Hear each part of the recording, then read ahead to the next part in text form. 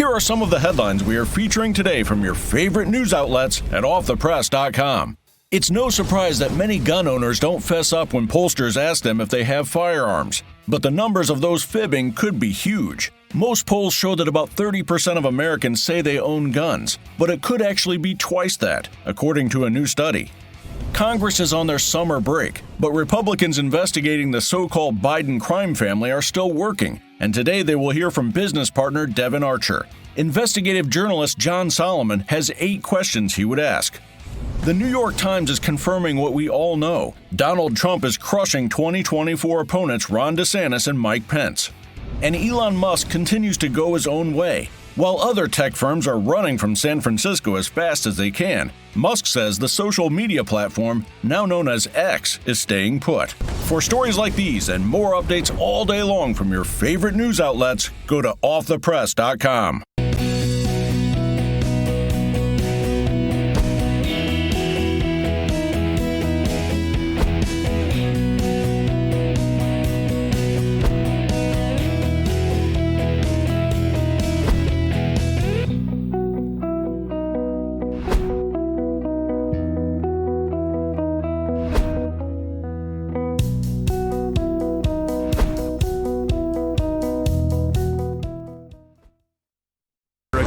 Live, America's fastest growing news program. With Steve Gruber. You've got to put America first. You do that by voting and bringing your friends to do the same. Delivering the latest news, observations, and opinions. With the entire Real America's Voice team, America's Voice Live starts now. Welcome to America's Voice Live. I'm Steve Gruber. Today is Monday, July 31st. Let's get to today's top stories. Thank you for being here. Hope you had a great weekend. Former President Donald Trump described Hunter Biden's plea deal as a traffic ticket, while also ripping Biden's crime family and a bunch of mobsters, that is. Lieutenant Colonel Alan West will join me to discuss this and the latest to do with Devon Archer's testimony that's happening today. Also, the 45th president is saying that the Mar-a-Lago security tapes were not deleted. They were voluntarily handed over to the DOJ, and that he never told anybody to delete anything. And then later, Devon Archer, Hutton Byers' longtime friend, fellow Burisma board member, was in a closed-door testimony at the House Oversight Committee today concerning President Biden's involvement with Hunter Biden's business deals and so much more. Kyle Brosnan, who serves as chief counsel for the Heritage Foundation Oversight Project, will join me with the latest on all of that. Yes, quite an ordeal. This Monday looking like we're going to have another big week of big news stories, so we better get started.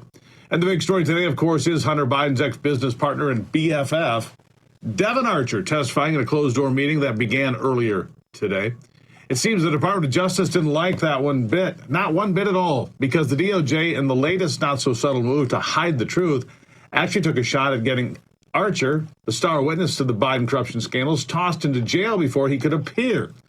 Devon Archer is the longtime close friend, ally, and business partner of Hunter Biden, and he is expected to tell members of Congress that Joe Biden, as vice president, maybe even as president, was not only present, but an active participant in many of the shady dealings pulled off by his bagman Hunter and his friends.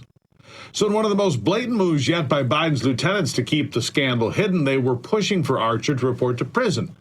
That, according to brand new court documents and a letter that was sent on Saturday, that's right, an official DOJ letter sent on the weekend. Ha! Nothing fishy about that, of course, is there? Archer was previously sentenced to a year in prison for a conviction in 2022 for a scheme to defraud Native Americans to the tune of, $60 million?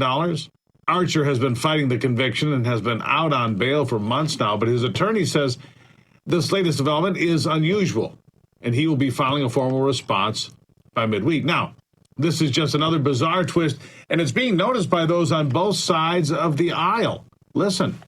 It's odd that it was issued on a Saturday, and it's odd that it's right before he's scheduled to come in to have an opportunity to speak in front of the House Oversight Committee and tell the American people the truth about what really went on with Burisma. So, I don't know if this is a coincidence, Maria, or if this is another example of the weaponization of the Department of Justice, but I can tell you this. The lengths to which the Biden legal team has gone to try to intimidate our witnesses, to coordinate with the Department of Justice, and to certainly certainly coordinate with the Democrats on the House Oversight Committee to encourage people not to cooperate with our investigation, to encourage banks not to turn over bank records, to encourage Treasury not to let us have access to those suspicious activity reports. It's very troubling, and I believe that this is another violation of the law. This is obstruction of justice. Well, Archer's attorney said his client is aware of the speculation that the DOJ move is an attempt by the Biden administration to intimidate him before he even showed up to face that hearing behind closed doors today. Now, the attorney, Matthew Schwartz, says his client doesn't believe that is why the DOJ is sending its demands on a weekend, but we don't have such a rosy opinion of the DOJ here. Devon Archer's testimony as we speak and the blowback on Hunter, Dad, and the entire Biden clan could be very damaging. It could be a disaster for the entire Democrat Party that tied themselves so closely to Joe Biden, of course, devastating in a way we have not seen in recent years. This could be a real political game changer, and that's why the Democrats are getting their talking points in order, rehearsing them, going over them over and over again to make sure they're good and polished. For example, Right. I think that there's been a lot of hay made of this, but this is a fairly typical process that goes through. This was an unusual agreement, in part because it's a 24-month agreement, and there's the possibility that Donald Trump will be president. And we know from his presidency how much he weaponized the Department of Justice to go after his enemies and to favor his associates. And so Hunter Biden's lawyers are concerned that Donald Trump, if he were to get the presidency, would weaponize the Department of Justice. And so there is an added calculation to this. But the fact of the matter is that this is a Trump-appointed U.S. attorney, a Trump-appointed judge. This is a very independent and thorough investigation. And I think that whatever happens in the Hunter Biden case, we can rest assured that it was done based solely on the facts and the evidence, and that there was nothing else to it. Talk about an alternate universe. Good Lord. It was Donald Trump that weaponized the DOJ, huh? And went after his political enemies. Can I get some examples of that? How about one example of that, please, where the DOJ went after Donald Trump's enemies? That was the biggest pile of horse manure I've heard in quite a while, and that's quite something. It seems to me that the blue team is frightened, and they know the damage that can come from Devon Archer's testimony. And, of course, this comes on the heels of the Delaware disaster where the sugar-sweet plea deal got tossed out by the judge for a blanket immunity deal that she said, I'm not going to buy into that, boys and girls. So you'll hear that term a lot, Trump appointed, Trump appointed, Trump appointed. But what you're also going to hear from the Democrats and the media is that there is, quote, no evidence at all. None. There's no evidence here that Hunter Biden or his father did anything wrong except for that $17.3 million and counting. Here's an example of this ridiculous position. This from Senator Chris Coons, another stool pigeon who somehow said it with a straight face. Unbelievable, but here it is. Do you think it would behoove the president for him to come out and say, hey, I had no business dealings with my son. My son's issues are my son's issues. Do you think he needs to say that more directly? Because there's a lot of people that believe something else went happen. Well, let's be clear about that point, Chuck. There's been a 5-year investigation, 5 years, by a Trump-appointed U.S. attorney. This investigation started during the Trump administration, and they've come forward with not one shred of evidence tying President Biden to any of this. It's like Chuck Todd has not one shred of credibility. Neither does Chris Coons, for that matter. Oh, and how about former Democrat Senator Claire McCaskill? Here's what she had to say about all of it. So intriguing. Here it is. What accusations and arguments do you think they're going to make, given this didn't go exactly as planned today? Well, they're going to keep doing what they've been doing. They are going to try to indict a father for loving his son who has been addicted to drugs and or alcohol, and without evidence of the father doing anything other than loving that son. Oh, please. Life's tough all over. Okay, father, if you're loving you. What is that drivel? That is just drivel. All right? Stop it. Why is that woman on TV? What credibility does she have? Kicked out of Missouri for being a stool pigeon herself. Oh, and poor Hunter and poor Joe. He's just loving his crack addict son. Stop it.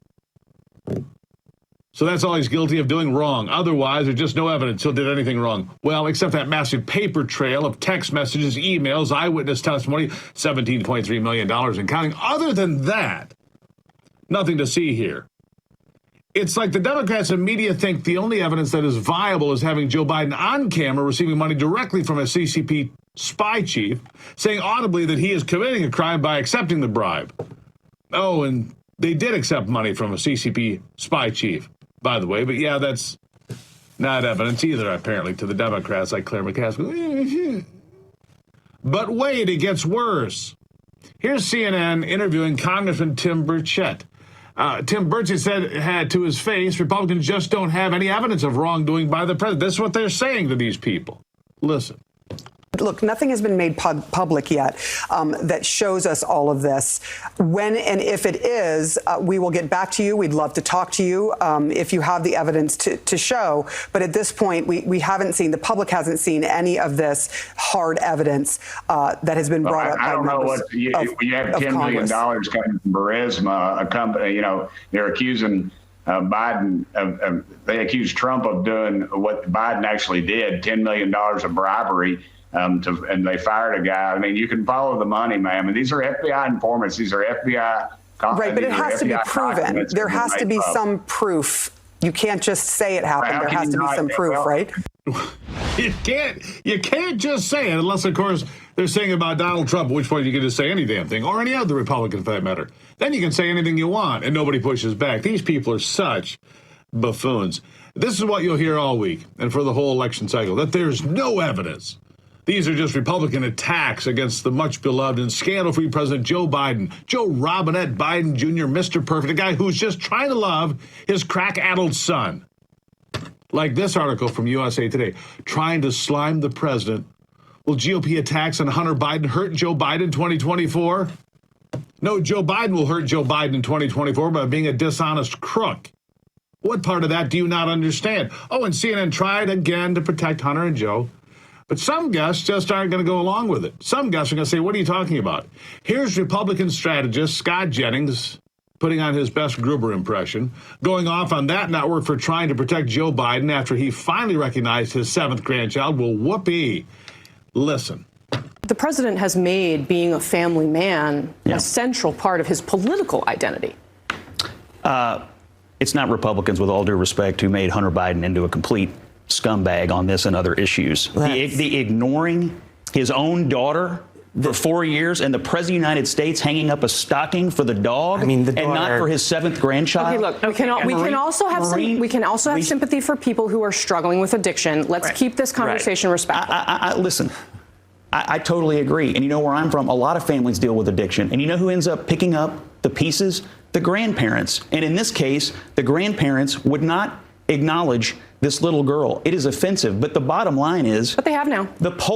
Oh, what a hero. The polling must have been brutal. Just the polling must have been brutal. Oh, the polling must have been brutal, of course. But he was an addict. So if he sold your country out, that's okay. His dad's just trying to love him. If he got 17 or 20 or $50 million, that's okay. Poor little Hunter was on drugs and trafficking in prostitutes. Poor little Hunter. He just misunderstood. Give me a break. That's the part of the story where Hunter and the entire Biden family have tried to pretend that a daughter, by the way, he has with a former girlfriend, is actually his, but I digress. The real meltdown over the past few days was still inside the courtroom of Hunter Biden's plea deal, and the real problem for the Bidens is everything that decision to reject the deal could lead to. So why did the judge say no? Well, believe it or not, CBS, unlike NBC, actually did some journalism on that very important question, and here's what they came up with. Well, I was inside that courtroom, Margaret, just sitting about 20 feet behind Hunter Biden during that 3-hour hearing. The simple explanation is that the federal judge is always handling plea agreements. They're very familiar documents to her. And when this one hit her desk, she said, hold on a minute. This is not a standard agreement. These are different terms than what I'm used to. And when she pulled that thread, what she found out is that there was no agreement between the defense and the prosecution over whether this deal would shut down the prospect of any future criminal charges. And that is really when the whole thing went off the rails. Yeah, the whole thing did go off the rails. She's right, Catherine Herridge there. And whether or not Democrats are willing to tell the truth, which clearly they're not, I mean, not like it's up for debate, there are plenty of people willing to step up and do it anyhow. And when you look, the amount of money that may have flowed to the Biden's bank accounts is absolutely obscene from all of this. You know, here's more of this zero proof. Nancy Mace, South Carolina Congresswoman, had this to say. Hillary Clinton was under subpoena. Those emails were under subpoena when she destroyed them. I mean, it is a complete double standard here. And the other thing I want to say about the Hunter Biden, Joe Biden mess, based on the evidence I've seen so far, I think the number is going to be north of $50 million that we're talking about here. This will go down as one of the most politically corrupt presidents and families in U.S. history. And we've got to show and prove it to the American people. We've got to show them everything that we have. Yeah, and apparently that isn't evidence either, especially because the president himself denies all of this. I never talked to my son. All of this denied. So to the media, this can't be true. Joe said it didn't happen. But how just one more denial. I want you to understand how this has continued, because today it changed. We're going to have this in just a moment. It changed today. Now Joe was on the phone, but he was talking about the weather. That's what the Democrats are claiming now. But here from the dementia in chief, Joe Biden, we have this from PBS. Hunter Biden, your son, was getting paid a lot of money to serve on the board of a Ukrainian energy company facing serious corruption charges. You were the vice president running point on Ukraine. The average Joe hears that and says, that sounds fishy. What's your understanding of what your son was doing for an extraordinary amount of money? I don't know what he was doing. I know he was on the board. I found out he was on the board after he was on the board, and that was it. And there's nobody. Well, you've had a lot of time. Isn't this something you want to get to the bottom of? No, because I trust my son. But that doesn't pass the smell test. Like when you're vice president, isn't there a higher standard? Don't you need to know what's happening with your family? Don't you need to put down some guardrails? Unless there was something that was, there was something on its face that was wrong. There's nothing on its face that was wrong. So look, if you want to talk about problems, let's talk about Trump's family. I mean, come on. This is... These guys are amazing. You guys are amazing. You were told not to ask those questions. Yeah, listen, Joe Biden is a serial liar. That can actually be proven now, as it has been since he was tossed out of the race for president back in, 1987? And he most likely knew exactly what his son was up to in Ukraine, China, Russia, Romania, and God only knows where else, because it seems he personally benefited greatly from it all. From it all. The media will try to tell you there's no evidence, and the DOJ will hide behind open investigations and obfuscations, so they don't need to acknowledge the truth. The Biden crime family is real, and its leader currently sits in the Oval Office as president of the United States, and they're willing to sell this country out to the highest bidder. And how do we know? Because they've already done it. Over and over and over. Coming up after the break, former President Donald Trump has weighed in on what he calls the Biden crime family. We'll discuss that and the latest developments on Devon Archer's testimony with Lieutenant Colonel Alan West. Straight ahead here on America's Voice Live.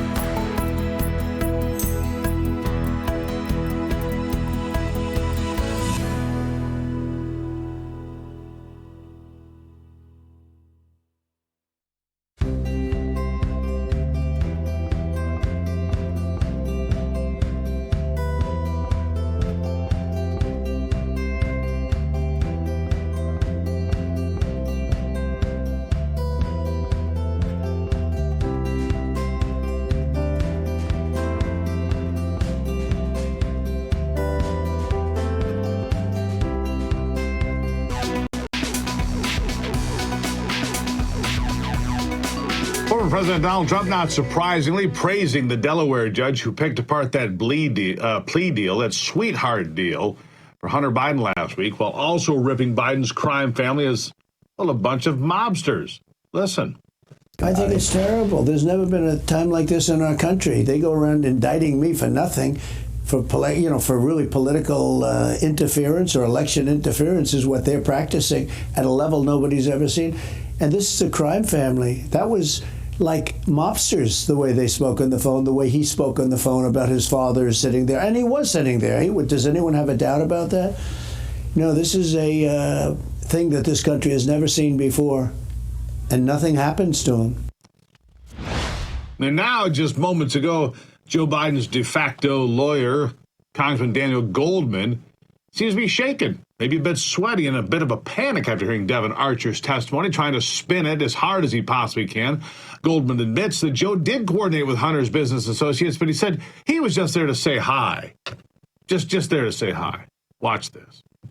Doesn't that contradict the president's statement saying that he never talked to any of Hunter Biden's business associates? Clearly he talked, whether it's about the weather or whatever, but he said specifically that he's never talked to them. Doesn't this contradict him? I don't know what his comment is, and if we're going to, well, I don't think that's what he said. He never said that he has never spoken to anyone. He said that he had nothing to do with Hunter Biden's business dealings. If he says hello to someone that he sees his son with, is he supposed to say, hi, son? Oh, no, I'm not going to say hello to the other people at the table or the other people on the phone? You know, it's remarkable, isn't it? I mean, Hunter Biden's already pled guilty or attempted to plead guilty to committing crimes. Devin Archer's on his way to prison for 1 year plus 1 day for trying to defraud Native American members and reservations to the tune of $60 million. These are not good people.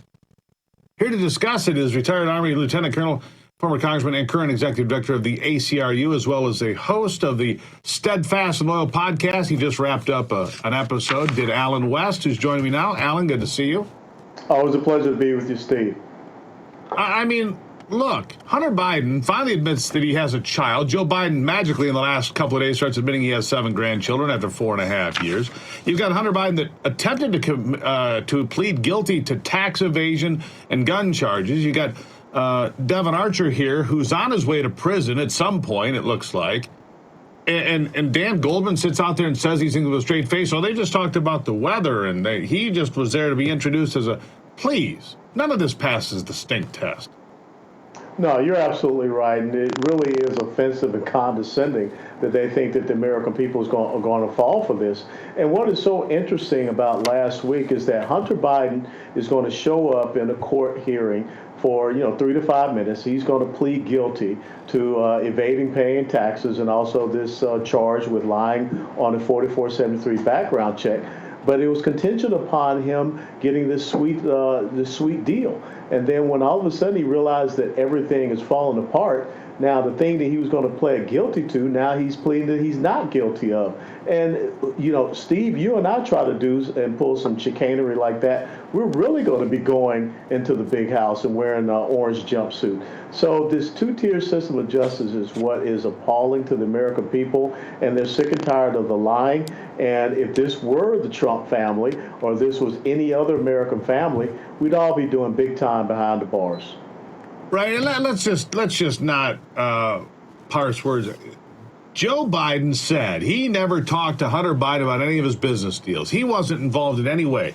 And yet we know perfectly well from the testimony we were expecting to hear today, and it sounds like Dan Goldman's admitting that Joe Biden was on the phone. Now they're going to say that he was just talking about the weather and small things. Hunter Biden was using Joe Biden as the cudgel to break down the door to strong-arm people to get money. Look, I can put my dad right on the phone. It doesn't matter what they talked about. Let me be clear about that. They could have talked about the weather. That's not the point. It's to show power. I can get this man on the phone right now anytime I want. Here's Joe Biden, Vice President of the United States. That's how it was being used, as leverage to coerce and take money from the Chinese, the Romanians, the Ukrainians, and the Russians, and probably more. I mean, that's it, isn't it? No, you're absolutely right. And the fact that we have gone from him having negative knowledge, not having interaction with his son's business, to now that we know that he was on the phone, he was present, he was in the room. And you think about this mafia type of, reference that President Trump used, it goes back to Don Corleone saying that I got an offer that I'm going to make you can't refuse. And if you try to refuse it, I got my dad sitting here. This is like little kids saying, you mess with me, I'm going to go tell my big brother, I'm going to go tell my dad. And they're sitting there on the porch or the stoop watching everything that's going on. So he is part of this. He was involved in it. And the more that they lie, the deeper they dig themselves into an irrecoverable hole, I think. Yeah, but you are seeing some of the major networks. We saw Catherine Herridge reporting for CBS News about the breakdown of the plea deal and everything that's going on today. This is getting out there now more and more into the mainstream media. And as it does, the polling numbers go down for Joe Biden. I think there's a political price to pay here. And again, I'm not convinced he's going to be on the November 24 ballot for the Democrats because this is damaging. This is problematic. I'll give you the last word. No, it's incredibly damaging and problematic, and what you're going to see is the connection between the Biden crime family and what is happening in Ukraine, what is happening with Russia, what is happening with China especially, and that is going to come back to the fact that this is a compromised president, this is a compromised administration, this is a compromised White House, and we cannot trust them to be the commander-in-chief and be the president for another 4 years. Yeah, there you go. Lieutenant Colonel Alan West, always appreciate you being here, sir. Thank you. Thank you, Steve. All right, coming up after the break, let's just say that Donald Trump not too impressed with the DOJ. He said that Mar-a-Lago security tapes were not deleted, and they were voluntarily handed over to Jack Smith. That guy. That story and much more after the break here on America's Voice Live.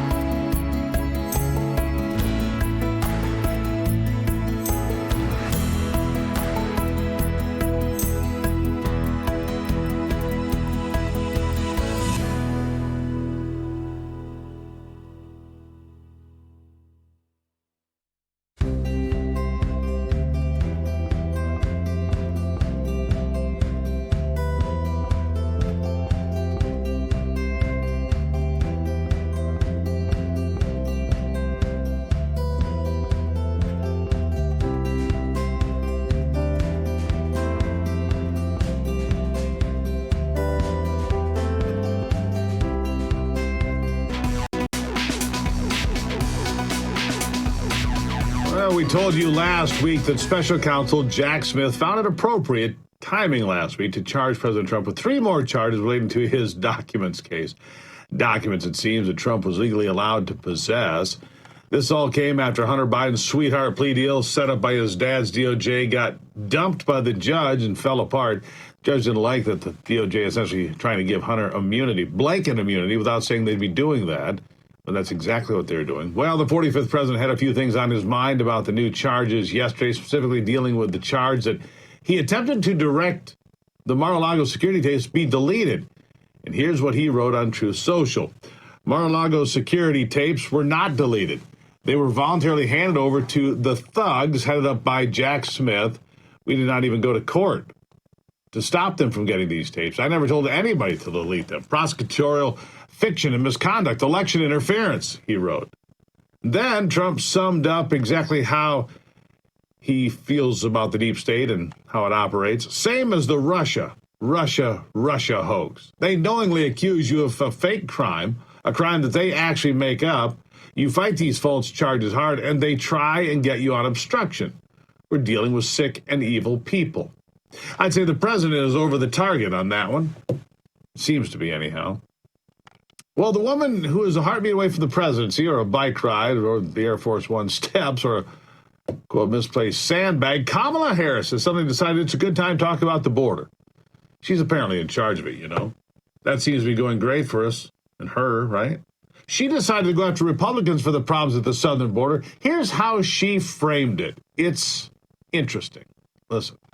You do have Republicans who are largely making inroads with Latino voters, and there are many critics, some within your own party, who say that there's more that your administration should be doing on the migration front. Do they have a point? So, first of all, let's agree that people should not be the pawns in a political game. Human beings should not be treated as pawns in a political game. What is happening in terms of sending these migrants, most of whom have fled great harm, and sending them across the country for the sake of some political showmanship, it's just irresponsible. If you want to deal with the problem, then do it, if you are a leader, by participating in the solution. Participating in the solution, like you? Interesting advice, Madam Vice President. Maybe that is some advice you should follow yourself. In fact, it might even help your dismal poll numbers, but they're pretty well gone. Not sure they can help. All right, coming up after the break, Hunter Biden's longtime friend, fellow Burisma board member, Devin Archer, testifies today. It is making some people nervous, to say the least. Kyle Brosnan from the Heritage Foundation joins me next with the latest on America's Voice Live. Don't go anywhere.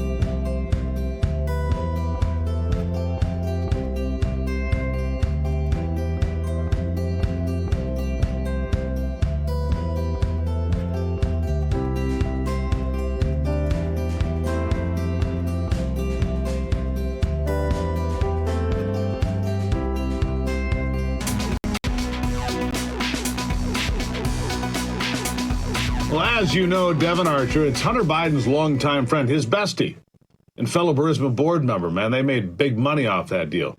He ignored questions from reporters while he entered today's congressional hearing, but I doubt that he was allowed to ignore the questions once he got inside. Closed-door testimony to the House Oversight Committee on President Biden's involvement with Hunter Biden's business deals, including that he sat in, did the president, vice president at the time, on over 24 business calls with his son as vice president. After the hearing, Democrat Representative Dan Goldman said, well, Hunter Biden did, in fact, frequently put his dad on speakerphone for his business partners, but they're just talking about things like the weather. No big deal. Listen. So to confirm, you're saying that the speakerphone conversations, they don't seem concerning to you because there was no specifics about business, and it just seemed like it was clear that it was part of the daily conversations that Hunter Biden had with his father, and it was and sounded like most of the time now President Biden didn't even know who the people he was at dinner. He was just asked to say hello. And he would, talk about the way he described it several times. They asked over and over and over. He described what the weather was, what's going on your end. The witness was very, very consistent that none of those conversations ever had to do with any business dealings or transactions. They were purely what he called casual conversations. It's what we call showing muscle. That's what that is. Let me put my dad on the phone. You don't want to play, well, hey, Dad, how you doing? Let's talk about the weather or whatever. But that's my father, the Vice President of the United States. So you can either pony up. I mean, that's how this has worked. Don't be a fool. Joining me now, Kyle Brosnan, who serves as Chief Counsel for the Heritage Foundation's Oversight Project. Kyle brings over a decade of congressional oversight and investigatory experience to the Oversight Project's investigations and helps Congress conduct vigorous oversight of the executive branch. Kyle, thank you for being here. Thank you for having me. So, they just talked about the weather and other stuff that didn't matter. It's called coercion. I mean, that's what it is, showing muscle. It's like bringing in the mob guys. Say, yeah, here's Knuckles the Clown. I mean, that's what they're doing here, isn't it? Yeah, I mean, it's also just a massive shifting of the goalpost. If you remember when Joe Biden ran for president, the line was, I never discussed business dealings with my son. And then, within the last month or so, Karine Jean-Pierre from the White House press secretary says that the president was never in business with his son. And then today, Dan Goldman, the de facto defense counsel for the Bidens, admits that Joe Biden was on the phone up to as many as 20 times with his son while these business, folks were in the room. And so the story keeps on shifting the more evidence comes out. And we'll see what the Archer testimony says today. I'm looking forward for the transcript coming out, but the goalposts keep on shifting with the Biden story here. Well, let me ask you this, from your oversight experience and everything you can say, let's just say for the sake of argument that what Goldman shared was relatively close to what was said inside that closed-door hearing. Let's say it was about the weather or the football game or whatever. It's still flexing muscle. That's the point here, to extort money from China, Russia, Ukraine, Romania, and who knows where else, right? Here's the muscle. You either do what I need to do or, look, I can put this guy right on the phone in front of you. They don't have to sit there and talk business in front of these people to understand what is happening here. I mean, I get what's happening here, even if what Dan Goldman said is relatively true. I get it. Don't you? Right. Oh, right. And there's more to this, though. Remember, look at all the other evidence that has come out already. Remember the gentleman by the name of Mykola Zlochevsky, who's the owner of Burisma. Zlochevsky, called up Hunter Biden and asked him to have his father intervene and get the Ukrainian prosecutor who was investigating Burisma fired. Joe Biden bragged in 2018 that he got that investigator fired and threatened to withhold $1 billion in aid to Ukraine as a condition of firing that person that was investigating Burisma. Now, Zlochevsky was also identified in that FBI 1023 form as bribing both Joe and Hunter Biden with $5 million apiece. And it claims to have audio recordings with both Joe Biden and Hunter Biden. And so I hope Archer discussed his dealings with Zlochevsky, because that guy is a huge player in this investigation, and is directly, according to a confidential human source with the FBI, a facilitator of bribes to the president, and that's obviously very serious. Right, we've got 17 audio recordings that we're yet to hear that we believe are out there. I go back to Tony Bobulinski, who said he sat right there with Joe Biden and Hunter Biden, had conversations on at least 2 occasions right there and had meetings with him about business. I mean, at some point, this whole "I never talked to my son" nonsense gets painted for what it is. It's nonsense, Kyle. And we all know that now. This idea that there's no evidence. There's a pile of evidence, $17.3 million and counting of evidence, isn't there? Right, and we're just being gaslit. I mean, and I think even the mainstream press, as corrupt and biased as they are waking up to this. I mean, it's not going to be as obvious as a direct transaction to, the checking account that President Biden draws his salary from the federal government from.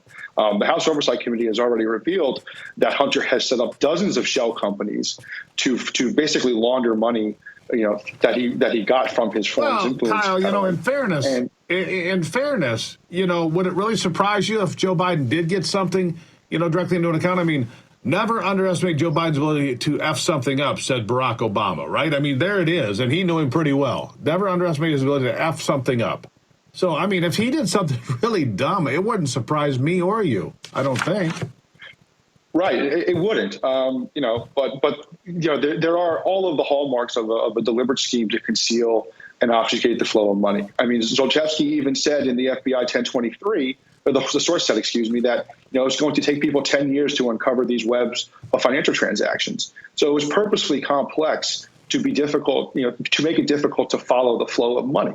But the House Oversight Committee has already revealed, 9 Biden family members have received money, over $10 million of payments. The president's granddaughter got money here. And so, if you're going to sprinkle money around to, conceal the true source of it, this seems like a way you would do it. Yeah, and the IRS whistleblowers that we heard from just recently also said the same thing. They created this web to basically deceive. That was the whole intention of the web of little LLCs and other LLCs and shell companies, was to deceive. That was the whole point, according to the IRS whistleblowers. I mean, Kyle, it piles up every day. I'll give you the last word. Sum it up for us. That's right. And the real problem here as well is that the Justice Department and the Biden administration have been fighting any attempts at transparency here. Those IRS whistleblowers have gone under oath before Congress twice. They've provided contemporaneous notes and documents to support the claims. There's a boatload of evidence here, and the Justice Department holds a lot of keys of information, and they're not being transparent with Congress or the American people. And they need to do so because, the DOJ is weaponized over the current administration. And in order to get the public's trust back, they need to come clean here. Yeah. Do you think they care about the public trust? One would wonder at this point, Kyle. Thank you for being here. Great conversation, sir. Thank you. Thank you for having me. All right. Up after the break, gas prices have quietly hit an 8-month high. Have you noticed? I had.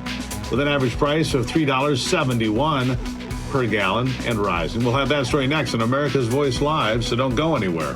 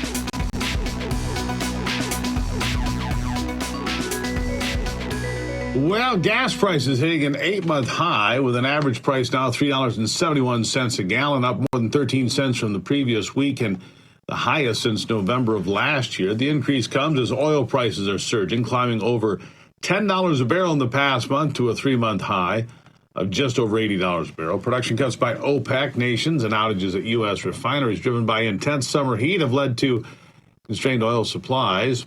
Gas prices, like I said, up 15 cents in the past week in 16 states, more than 20 cents in Florida, Iowa, and Indiana. Congratulations.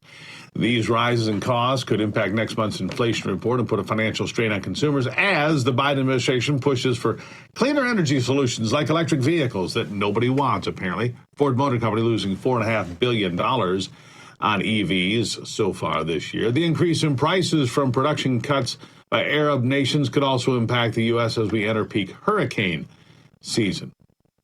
Well, Republican Senators Marco Rubio of Florida and Kevin Cramer of Nebraska introduced the Protect Equality and Civics Education Act, which aims to block taxpayer dollars from promoting critical race theory in the Department of Education's American History Guidelines. The senators argue CRT is an outrageous and divisive teaching that has no place in schools. The bill seeks to ban the promotion of divisive concepts as defined by former President Donald Trump's executive order. Republicans are making efforts to block federal funding for progressive projects like CRT and DEI, diversity, equity, and inclusion, claiming taxpayer money has been used to support CRT and various educational programs. Rubio and Cramer believe it is essential to protect American history education from radical ideologies. 22 of 37 Dane County, Wisconsin Board of Supervisors attempting to compel a Catholic healthcare system, SSM Health, to resume providing gender-affirming surgeries. SSM Health discontinued the procedures due to its Catholic affiliation. The county supervisors signed a statement criticizing the policy change as ill-conceived and argued that discontinuing medically necessary care could endanger the community. The decision by SSM Health comes after increased pressure from the Catholic Church to restrict gender-affirming care for transgender individuals. According to patients and employees, all gender-affirming surgeries have stopped at the Aesthetic Center. County officials are now seeking ways to force the organization to offer these procedures again. Wisconsin Senate Minority Leader, Democrat Melissa Agard, said Monday that SSM's decision to stop vital care is misguided and dangerous. Madison's transgender alderman, Dina Nina, added that, yeah, that's the name, Dina Nina, added that, see, it's just a joke to them, added that SSM Health bowing at the feet of fear-mongers instead of trusting the American Medical Association and cowering to the loud minority shows a flippant disregard for their patients. We're not the minority, folks. The issue remains contentious and reflects broader concerns about the role of government in medical decision-making and the protection of religious freedoms. Oh, I just feel like that one might make its way to the Supreme Court. What do you think? World-renowned feminist author Jacqueline Rose has challenged the notion of what it means to be a woman, arguing that being a woman is not a fixed and obvious concept, but a question open to multiple interpretations, which is clearly false. Rose suggests that the idea of womanhood itself has been a tool of coercive control, and her central goal is to repudiate this notion for the sake of freedom. She claims that the term female is a distinct biological category developed in the 19th century, originally referring to black female slaves. Right? Okay. Take your medicine. She says you can't separate womanhood from white supremacy. Being a woman is white supremacy now, and to assume that female is a neutral biological category is therefore historically naive and racially blind. It not only drastically limits the options, but also trails ugly histories behind it. Scientific American argues that binary sex was not invented until nearly the 1800s, and some schools and scholars insist sex is not binary when debating transgender rights and recognition. Rose explains becoming a woman is something that society, not nature, enjoins on all humans biologically classified as female, as it casts its oppressive dictates over them, mind, body, and soul, layer upon layer. Rose believes women are not women inherently, but they become one. Yeah, they do. Girls become women. Boys become men. We'll get back. Yeah, look, pretty difficult concept for some of these really well-educated people. We'll get back to the news after this quick break and a message from our sponsor, Birch Gold. As central banks in countries like China, India, and Australia begin transitioning to a digital currency, the Federal Reserve here contemplating the very same for you and I here in America. With the digital currency, the government can track everything, every purchase, every bit of income. Officials could stop you from purchasing things they don't want you to buy, or freeze or even seize part or all of your money. These are some of the reasons concerned Americans reach out to Birch Gold. They want to have a physical asset that's independent from the U.S. dollar. Gold, they want it held in tax-sheltered retirement accounts. That's what they want. Learn if gold is right for you. Text America to 989898, and they'll send you a free information kit on gold. They'll do it right now. With an A-plus rating with the Better Business Bureau, thousands of happy customers, countless five-star reviews, Birch Gold has been helping my listeners from the very beginning. Text America to 989898 and claim your free information kit on gold, because if a central bank digital currency becomes reality, it'll be nice to have some gold on hand to depend on, wouldn't it? All right. After the break, we'll have a story that reminds us of how wonderful America is. You'll like this one, plus your answers to our America's Voice question of the day. Do you believe that the DOJ is protecting the Bidens? What say you?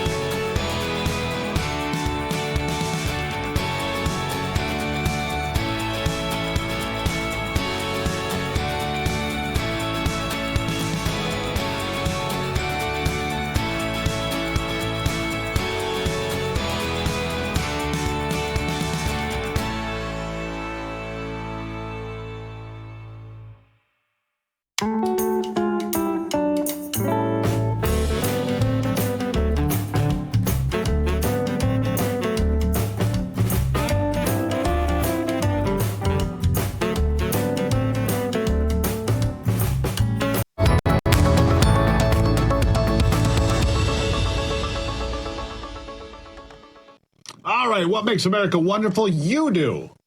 Gosh darn it, you do. In America, we like to find solutions to problems, and that make us, well, wonderful. Like in this story, a commercial pilot project confirmed a record production of geothermal energy in northern Nevada this week. Fervo Energy announced it has successfully completed the well test at its full-scale commercial pilot, Project Red, accelerating the deployment of next-generation geothermal power. The successful well test confirms the commercial viability of Fervo's drilling technology and establishes Project Red as the most productive enhanced geothermal system in the world and in history.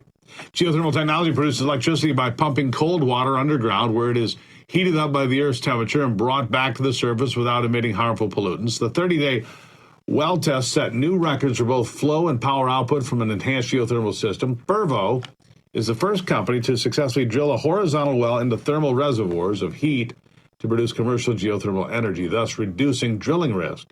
According to a company statement, Fervo achieved lateral lengths of 3,250 feet, reaching a temperature of 191 degrees Celsius. Fervo says their results show that geothermal energy could supply over 20% of American power needs. Right. I'm sure there's something they're going to not like about it. Something, anything. I can't believe you're drilling. Easy. How about the question of the day? Do you believe that the DOJ is protecting the Bidens? Glenn McKeel, yes, and breaking every law possible. Treason. Tim Schaefer, yes, indeed. Their decades-long criminal protection program is being exposed and about to collapse. Bill Swearingen, absolutely every government agency is. Brenda Owen Dean writes this, of all of the three initial government groups are a complete disgrace to America. Larry Bergloff, I don't think that's even a matter of belief any longer. And Lisa Guerin, it's so blatantly obvious. Yes, it is. Lisa, thank you. And thank you for starting your week here on America's Voice Live. I always appreciate you being here. Listen, I always want to hear from you. Go to stevegruber.com, stevegruber.com. You can see what I'm writing, which is plenty all the time. And I'll share with you. Plus, you can write me a note. That's the point. You can send me an email and say, hey, Steve, here's what we got going on in our neck of the woods. Write it down.